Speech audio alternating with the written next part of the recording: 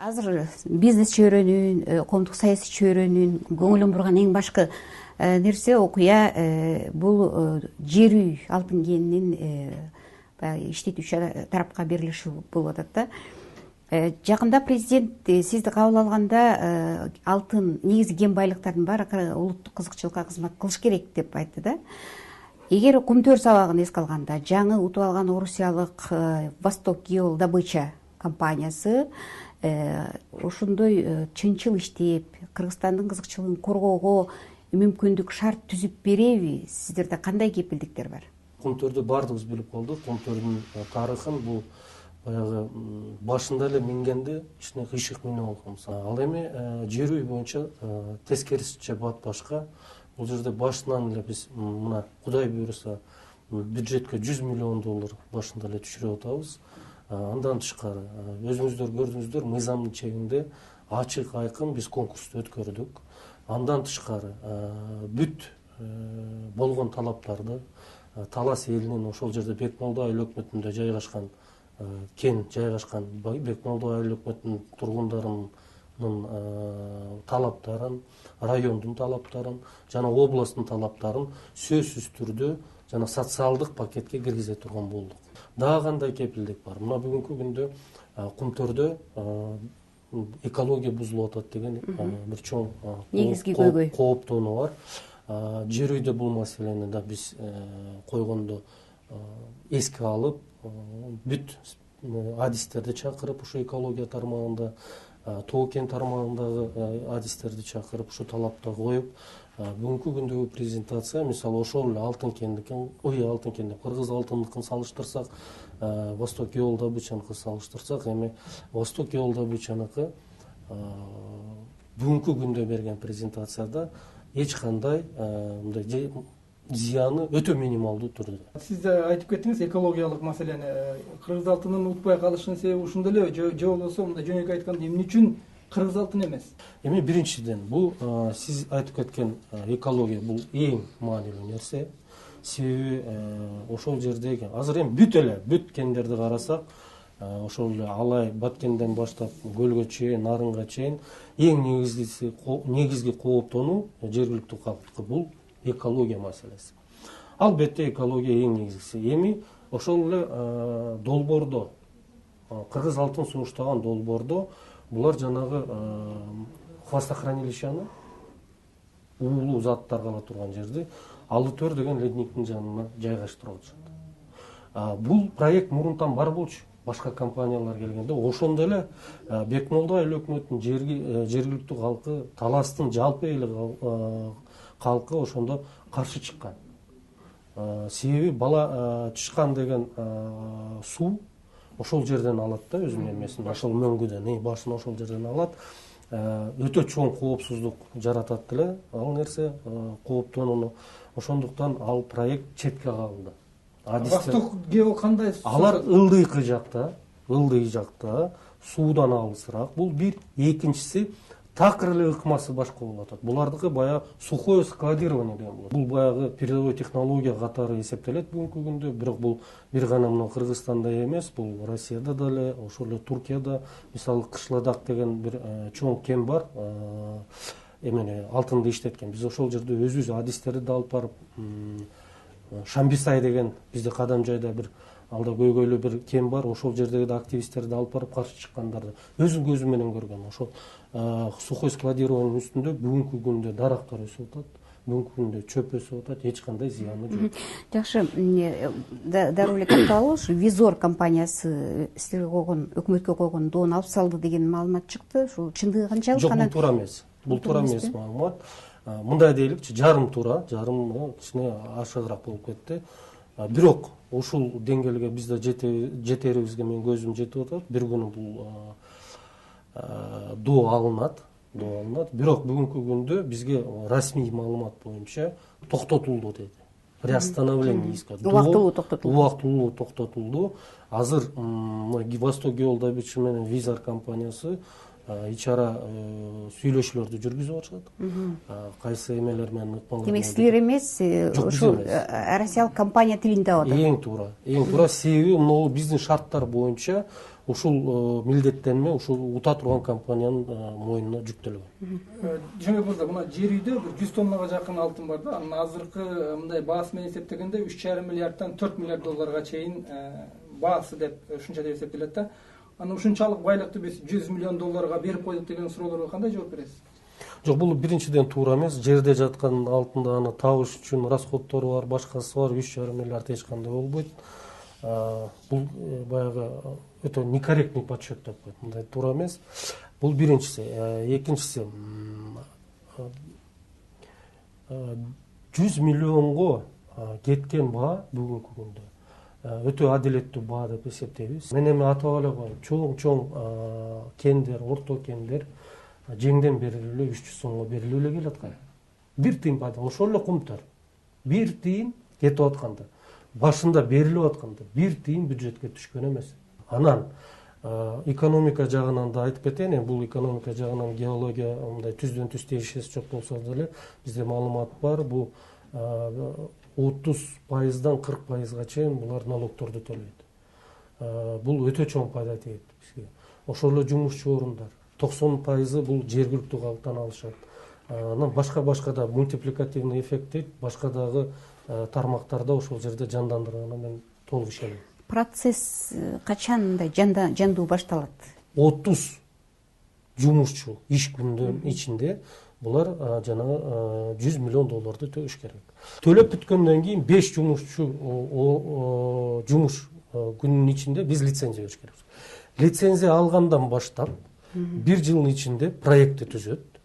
Андан кийин өзүлөр өзүнүн мойнуна алган милдеттенме боюнча 18 айдын ичинде фабриканы куруп бүтүшүп 2,5 жыл. Бул максимум. Ал эми бул срокторду, бул мөөнөттөрдү аткарбаса кандай жаза колдонот деген суроо туулат. Ушул мөөнөттөрдү аткарбаса ар бир толук ай үчүн 100 000 штраф, 100 000 доллар штраф төлөнөт. Ошондуктан компания муну толугу менен түшүнүп атат. Мен ойлойм 2,5 жылдан нары чоюлбайт. Ыктымал андан мурунураак бүткөнгө ыктымал. Дагы бир маселе да, мына элдин ичиндеги дагы ушу чыгып жатат суроо. Мына Восток геодобычанын кожоюну Бажаевтар. Бажаевтар болсо биздин мурунку премьер-министр Өмүрбек Бабановдун абдан мындай ишкер өнөктөштөрү да. Анан конкурс жүрүп жаткан мезгилде дагы ошо Бабановдун адамдары ошол жерде активдүү аралашып жүргөнү белгилүү. Ошондуктан бул жерде Бабановдун таасири күчтүү болду деген сөздөр арбым да. Бабанов дагы өзү дагы дээрлик четке какпай жатат. Буга кандай жооп бересиз? Процесстин ачыктыгына, процесстин адилеттүүлүгүнө, айкындыгына эч кандай таасири болбосо, мен муну иликтегенге мындай кандайдыр бир негиз жок деп эсептейсиз? Негиз жок деп да эсептейм. Бул эң негизгиси мыйзамдуу бүткөнүнө мен кепилдик бере аласыз. Да, ошого мен кепилдик бере алам.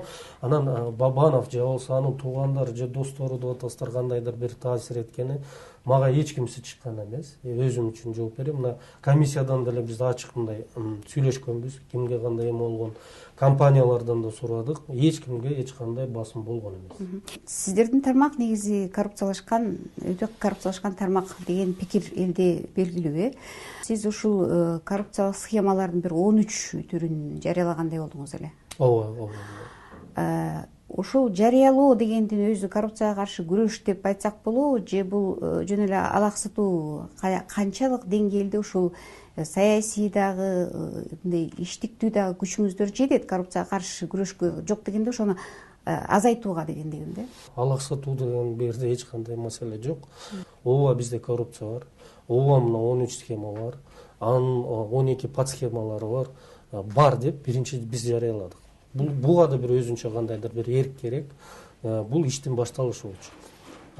Ошону биз жарыялагандан баштап антикоррупционный план деп мына коргоо кеңешинин алдындагы жумушчу тобу менен атайын баягы жанагы антикоррупциялык кызмат ГК менен чогуу планды иштеп чыктык. Бул планды аткарып атабыз. Бизде баягы перечень бар экен контролирующих органов деген. Ал жака геология кирбей калыптыр. Аны жогорку кеңеш бекитип берет. Былтыр мына бекитип берди, алар бизди колдоп берди.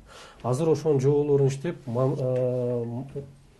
өкмөткө биз киргиздик. Жакын арада баардыгын бизге бекитип берсе, биз ошо чоң мындай инспекторский проверка менен ушу көйгөйлүү кендерге барып келсек, чыгып текшерип келсек, дагы бир кандайдыр мамлекеттик бюджетке пайда көрсөтөбүзгө толук ишенем. Мен жер үйдө аны чыгарып койсок да, мына жер үйдө жергиликтүү калктын каршылыгы абдан көп болуп келген. 19-майга булар дагы жыйын белгилеп атыптыр ушу таласта. Сиздерден барып жооп бере турган болосуздарбы? Даярбыз.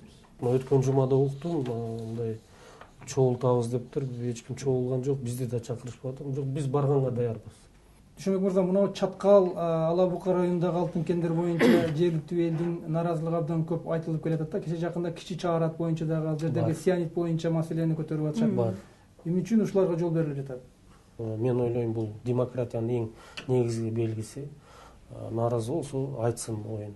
Ал эми Кичи Чаарат боюнча туура биздин да адистерибиз барып келди. Мына өзүм дагы майдын аягында да барып бир сыйра ошол жерлерди көрүп келейин деп атам. Өткөн жума жетекчилиги мага келишти. Иштетүү долбоорун коомдук угуудан өткөрмөйүнчө баштабагыла деп суранды. Алар да түшүнүштү. Шембисеге да барасыздар. Сөзсүз түрдө ал жерде эң негизги маселе бул экология маселеси. Айылдын эми кандай деп түшүнөсүз? Мына айыл ушул жерде турса, ушул жерден эле уже жардыруу иштерди башталат экен да. Ушул айылдын нары бир 100 метрден баштап нары уже жардыруу иштер. Бул туура. 300 метрде дарыя турат. Туура эмес. Азыр ошол проекттерди өзгөртүү боюнча биз дагы бир кандайдыр сунуштарды бердик. Себеби эми экология биз үчүн эң негизги маселе.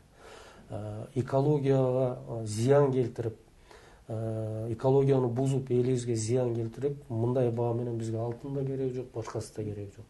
Бул биздин негизги концепциябыз.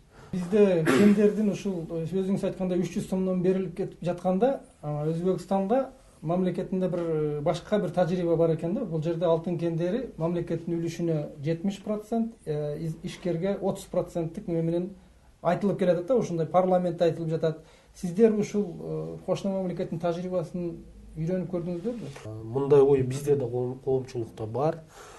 Биз дагы баягы бүт коомчулук тоо кен тармагына тиешелүү ойлорду мониторить этип турабыз, анализдеп турабыз. Бул ойду да бар экенин билебиз. Азыркы күндө ушул ойду, ушул тезисти сунуштадык. Мына бүгүнкү күндө азыр жер казынасы мыйзамына өзгөртүүлөр киргизе турган 2-чи пакет даярдалып атат. ТЭК комитетине биз да сунуштадык. Бирок мына мен сиздерге да айтып кетким келет.